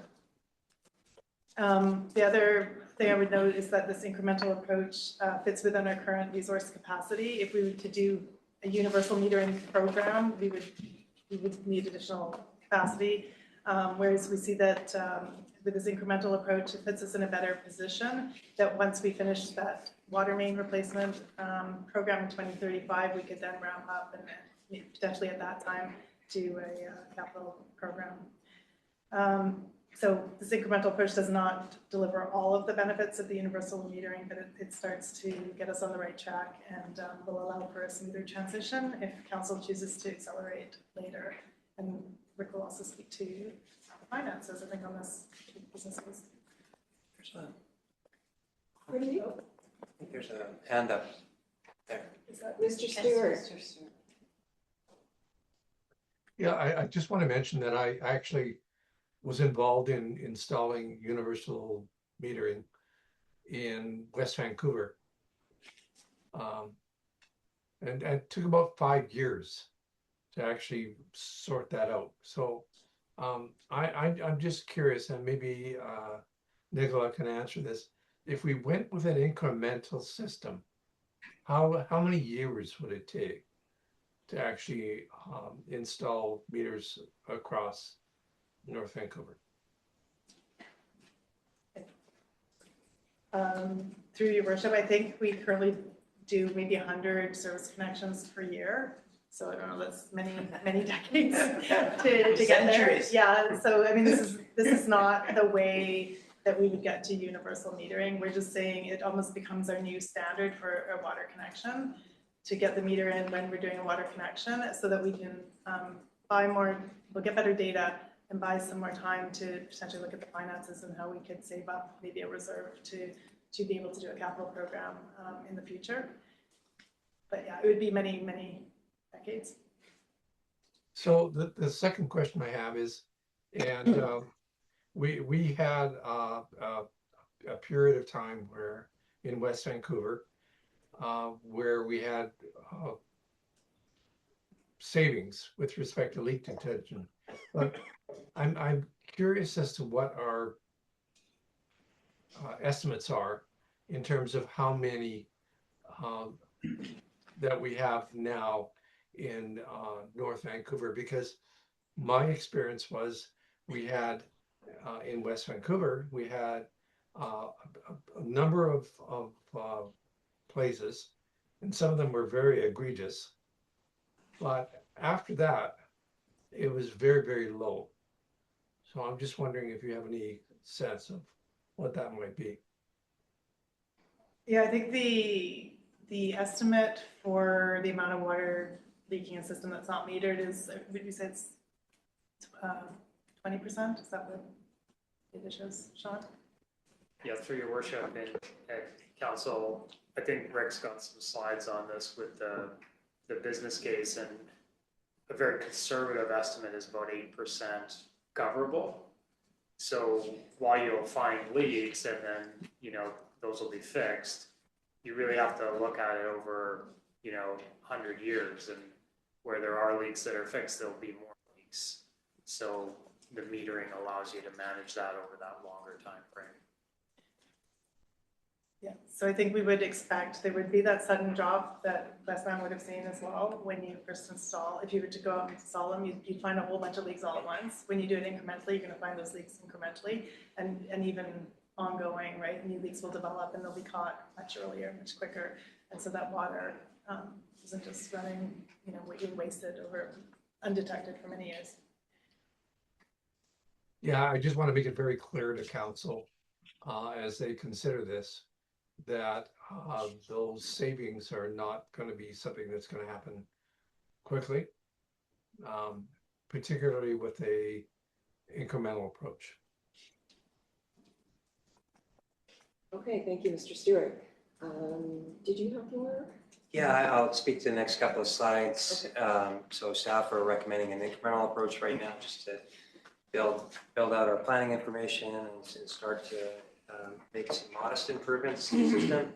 But the big initiative would be universal water metering. And so what does that look like? So we completed a high-level assessment of the potential financial impacts from universal water metering. In terms of costs, meters are expected to last 20 years, and once installed, will have ongoing operating and debt service costs, depending on how you finance it. But in this illustrative example, you'll have debt service costs. Once fully implemented, these costs are estimated to increase the water rate for single-family homes by approximately 20% per year, or about $175. So that's the incremental cost. The increased costs from the initiative are partially offset by bulk water savings, and we see two sources there. One is reduced consumption, the other is leak detection. So the combined savings from that is about 17% of bulk water costs, and more if a summer rate is introduced, where we're charging it, where Metro Vancouver is charging a peak rate. So if you can bring down consumption in the summer, you're going to save even more. Reducing water consumption also reduces sewer flows. So we were talking about sewer flows in the last section of the presentation. And water metering can help reduce those flows as well, because what comes in must go out. And it's estimated that our share of the North Shore Sewer Levy may decrease by in the range of 2%, or approaching $3 million per year in the outer years. So those are the savings that can be had. And then in terms of how does it stack up, this schedule looks at all the costs and potential savings of the initiative at a very high level. The schedule is for illustrative purposes only and doesn't take into account the time value of money or risks associated with the implementation. So it's just giving you an idea about the order of magnitude. The cost to acquire and install all the meters is in the range of $85 million, so just over $4,000 per home. You'll note on the previous slides, the incremental approach is about half that. But looking at this analysis and going with the universal water metering, it's about $4,000 per home is the assumption. And then there's additional debt servicing costs associated with that. So we're getting into $145 million. And then the operational costs are about $700,000 per year, and that gets you up another $13 million. So those are all the costs associated with the initiative. So you're down 85, and then 60, and then another 13. And the timing of the implementation is a big factor too. How quickly you're going to do it, and how are you going to finance it? So there's more than one way to finance it. And then when do the savings come? So the bulk water costs that we currently incur are projected to decrease by about $53 million over the 20 years from reduced consumption, from the summer rate, and from leak detection, it's expected to save about $32 million per year over the 20 years. And then finally, you can see the reduced sewer charges related to the wet weather billing we were talking about previously. Over the 20 years, it might be in the range of $60 million, or about $3 million per year. So looking at this high-level analysis, the costs are offset by savings by about 95%. You're left with a net residual cost of about $8.3 million. It's only a high-level analysis. It's meant to give you a glimpse of the potential costs and benefits, and more work is required to improve confidence in the analysis, including refining the data, producing a range of impacts, and considering the time value of money and risk in the analysis.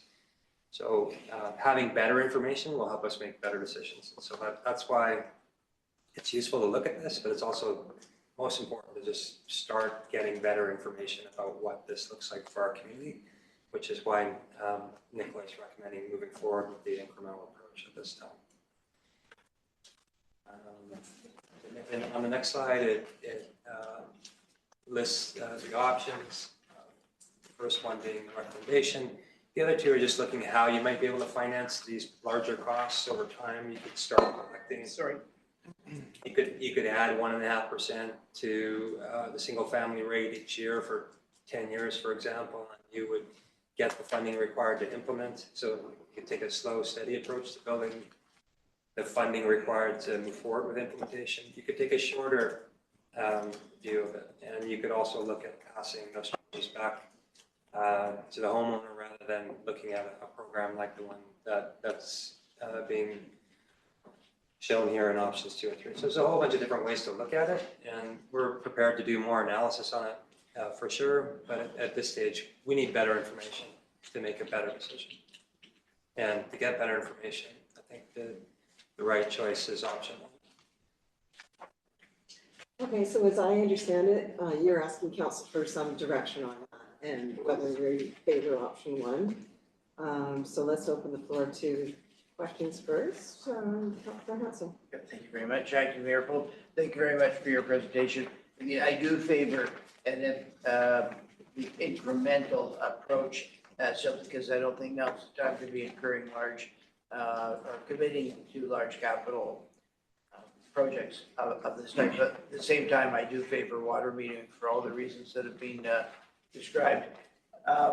So dealing with the incremental approach, the only tangible benefit in the short term is about 100 homes a year are going to have water meters that wouldn't others. So, I mean, that's a step. But what's the vision?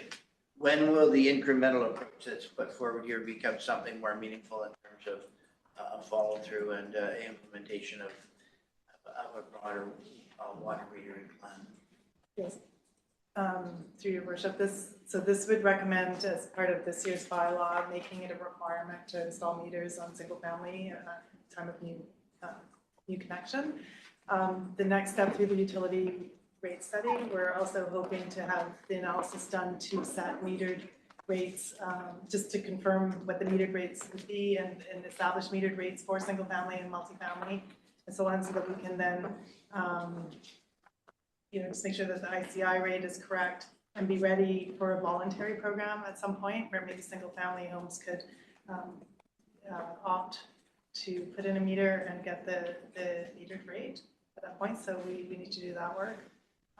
And as multifamily, increases towards 100%, we can get them onto a metered rate as well. So it's laid out in that report, just kind of what the increments would be to get us to a point where we could afford, and maybe it would be, we would have all of the information we need to be able to do a capital program at whatever point council decides in the future. But this would be getting that foundational work done.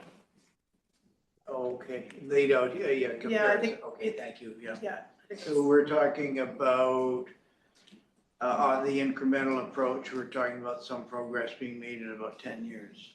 Is that 5 to 10 years, perhaps? But we can certainly report back before then, especially as Metro Vancouver improves its metering information on the related sewer flows, and we get better information on the metering from homes, we can report back before that for sure. Thank you very much. Okay, thank you, Councilor Hanson. Councilor Back, followed by Councilor Marr, and I've got Mr. Stewart on standby. And I'd like to speak. Okay. Thank you. Thank you very much, and thanks very much to staff for all the work that's gone into getting us to this point. In terms of the equity piece, do we have a sense of how much low-use households are currently subsidizing higher-use households in terms of like a dollar amount under the flat rate system?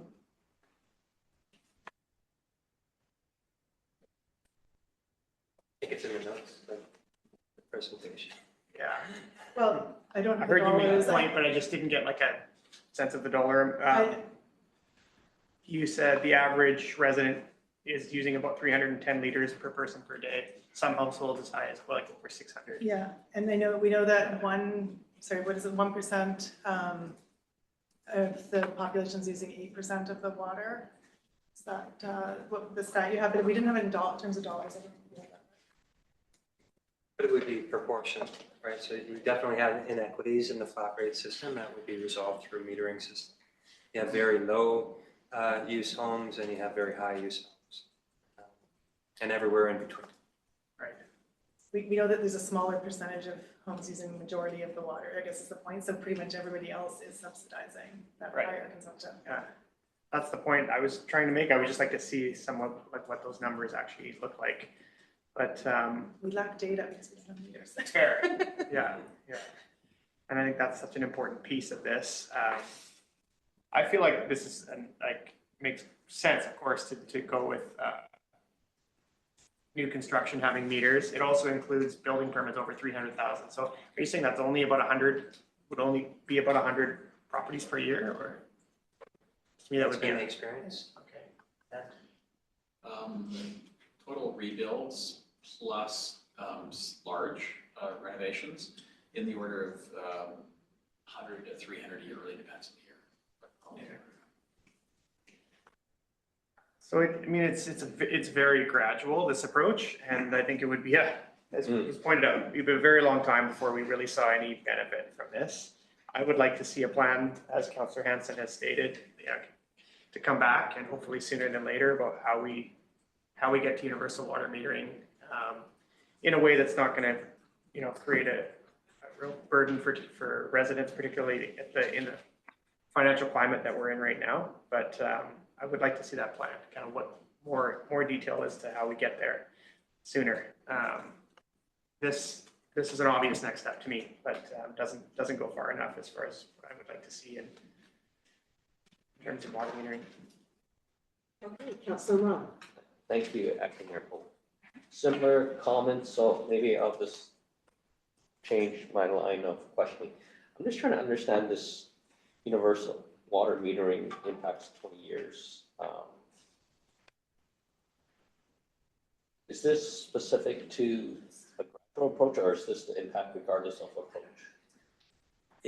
All it's doing is taking the total costs and savings and over the 20 years and adding them all up and saying, what is that in today's dollars? It's not discounting it. It's not doing any usual type of financial analysis. Time value of money here, Yeah. right? But we've started to do that. And so we can certainly come back with that. So just wanting to confirm something for me. When I look at this, I go, the debt interest cost, well, that's going to be different depending if we do it gradual. Yeah. Or, right? So when I look at that number, I go, what does it really mean? Right? Yeah. It's hard for me to kind of wrap my head around it. The purpose is it's just illustrative to show you what the total costs and savings might be. We do need to get better information on the flows to make it more accurate. And so it's just a high level estimate at this time. I know. Yeah. So the challenge I have with this, when I look at this, wow, the net cost of implementation is, it's not a positive number. It's -8 million, but we did it sooner. Our costs are sooner, but then our savings are sooner. So that's the hard part, not knowing how that works. Is that because of the lack of data? The timing is really important, and so we would need to work with the team on getting better information on the metering to reflect that. That makes it hard to make a decision. Well, we can certainly bring back a range of impact, and through the lens of the time value of money and risk and all that. I think that's easy enough to do. Okay. There's that note here. So if consumption is lower and, thereby reducing our revenue from water use, are you saying that to compensate for that loss of revenue, we're going to increase the rate that we charge our water at? It's relative, right? It's the same amount of revenue. It's just that it's over less water. So where do the savings come in? It's not really savings, it's better management of the waters. I'm just trying to understand that too. It's really about equity. Right? So we talked about a broad range of consumption and some repair and this flat rate just not getting to a fair way to pay for this or to support conservation, which is something that's important as well. And the big savings is in the bulk water purchase, right? We should be purchasing less water because we won't purchase water that's leaking or overused. So I'm looking at now onto slide 25. I'm just looking at the different options and I take a look at that. Okay, so over time, certain homes are going to be on water metering, certain homes aren't. I'm just trying to understand how does that transition work? So we're going to have some homes as soon as they're on metering, they're going to be under one system, and then the ones that aren't are going to be under a different system. So we would propose that they would likely stay on a flat rate. Even though they have a meter. Yeah, just like we a flat have rate. now, right, our single family homes, the 100, they're not charged a metered rate, neither are multifamily currently charged a metered rate. So we need to get that data, design those rates to be equitable, and then we can roll that in later. But even without going and actually charging for consumption, we do get that leak detection, we get that data, and we can start to change behavior as well. So just to understand it, if I have a new construction, I'll be on a water meter. But my neighbor who's, hasn't, changed his home, they'll be under the old meter until we eventually roll out to install a meter on theirs. So I'm gonna be charged for a meter and I'm gonna be the same rate as my neighbor. You charge a flat rate, yeah, same as what we're doing. But I would be charged, paying a meter when I have my meter installed. But you get leak detection, and it would be providing data to help us collect those rates. But And you're if charging me to help, sorry, I just wanna make sure, you're charging me to help the district do their job. it's an upgrade in the standard that we're applying to say that we aren't just giving water without metering it. But if I'm the one that's on the meter first before my neighbors, it seems like I'm at a disadvantage. The other way to look at it is it's the new standard. Eventually. It's the new standard, and whenever we build something new, we build it to the new standard. That's how we do it internally. So that's another way to look at it. I want to move on because we've only got a couple of minutes left. I've got Mr. Stewart and Councillor Muri. Mr. Stewart, go ahead. Yeah, I'll be very brief. I don't agree with this. I think we should do this at some point in the future, but right now, I don't think this is the time to be charging developers $300K to do this stuff. And it's not related to charges to developers, but it is related to the appropriateness and the time for the district, in fact, to embarking on this major change. So I think we should look at it. I agree with the principles of it, but I think it's too early. So that's my comments. Okay, thank you. Councillor Muri. Yeah, I think there's a lot more information to talk about than at, a workshop that's dealing with a whole bunch of other things through a budget process. All of these issues deserve a lot more information. The I&I is we've already been working on that, so obviously we continue forward. But the garbage, I think, has a lot of questions still, and the watering metering deserves more than 30 minutes. There's lots of questions, who pays, where the leak is for on the public property at the connection, and then, the private property. So the devil's in the details, and there's can be cost to the leak, obviously. If you detect leaks, you're gonna need to fix it. So there's lots of information that we're not understanding, and that is not in this report or in this presentation, and that equity and those costs. So I also, I know when I think Richmond, Langley, and West Van are the ones that are fully metered. And there's a whole bunch of variables as to, I think West Van is still one of the highest in the region with their water consumption. They've been metered for some time. Their rates initially dropped when they installed the meters, and then they went back up, and that was a lot due to income. Is it about, there's the issue of conserving the water supply, the expansion of Coquitlam. But I think we absolutely need to work on it. I just can't help but reflect back to the pilot in 2012. We do a pilot, we hook up 100 homes, and then what? Nothing happens until 2025.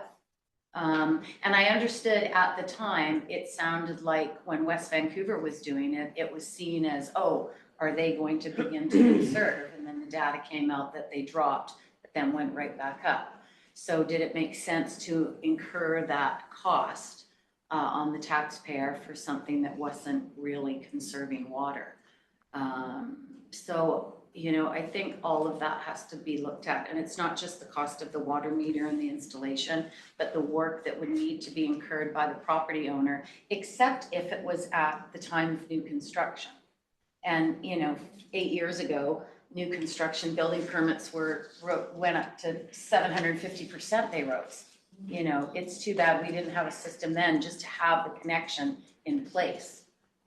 We lost that opportunity with all the new builds, specifically most of them in the Capilano. Where did that pilot go, and why do we do them and then they don't go anywhere? you know, that's something that I'd be interested in. So just to wrap this up quickly, did you want to respond to that, Mr. Daniel? No, I was just gonna try to assist with the wrap up. Fine, please go ahead with the wrap up, because I'm not hearing full consensus on moving forward with the incremental approach. However, I would like to say that I support it, the incremental approach. I think we do need to get to water metering eventually, especially with the threat of Metro Vancouver imposing more changes and heat domes and all kinds of future climate problems we're gonna have. So- Rick, I'm sorry, I'm gonna have to intervene here because we've got very little time. Rick, what do you need for a motion? I think you need one, but you don't need two. No. Could you be very clear about what you need to move this? Because we do need a utility budget. I was just gonna say that I think we have consensus to bring back the rates for December 1st. We have to do that in order to get the utility bills out early in the new year. When it comes to All this stuff, more information. when it comes to the 3 initiatives that we discussed, there's more information Yeah. required. We can complete part 2 of the rate study and bring that back Yeah, early in the second quarter of next year. yeah. And that's, We're looking for direction for this bylaw that's coming forward in the next few weeks. Do we include the new construction requirement, adding For- meters for For single the family? connections. So we do, I'm not sure, is I that think what? that, Yes. That's Yeah, really, so that's that's really fine. the next step. Yeah, okay. for the connections. yes, So adding meter Water meters requirement for all new new connections. construction. Yeah, Okay, and well, new as long as we've construction got that, over that's all we were 300,000. looking for tonight. Okay, Okay, so I think you have the direction you need Perfect. on that. And with that, I will call for an adjournment. So moved. No, we need a motion, council. Oh, motion to adjourn. no. No, not a motion to adjourn, a motion to take action. I believe that the utility rates Just what's on the screen. is what you're suggesting at this point. Okay, I'm sorry. so the first part of the motion. Not the second. Not the Not second the second part, just the first part. Yeah, But the yeah, not the rest, 2026 not the rest of it, just We the brought first that one. to council on December 1st for approval. Yeah, Yes, Councillor Back, And did you need your part? I'll second it. so we're All those bifurcating. in favor? Thank you. okay. Opposed? Nicola, what do you need in regards to the bylaw in the direction to bring back the connection for water meters in new construction? You need direction for that. Yeah, I mean, well, it'll be part of the recommendation in the bylaw that we bring forward. We will modify it to include the water meter requirement on single family. Okay, So- but is that incorporated into what we Yeah, just no, did in the first but- part? Okay, Councilor Murray, you don't need that now. We just need the utility rates we brought forward. And then we'll deal with the idea of water metering, which I have lots of thoughts about. Based on my experience in West Vancouver. okay, 7 o'clock, there we go. We've moved to German already.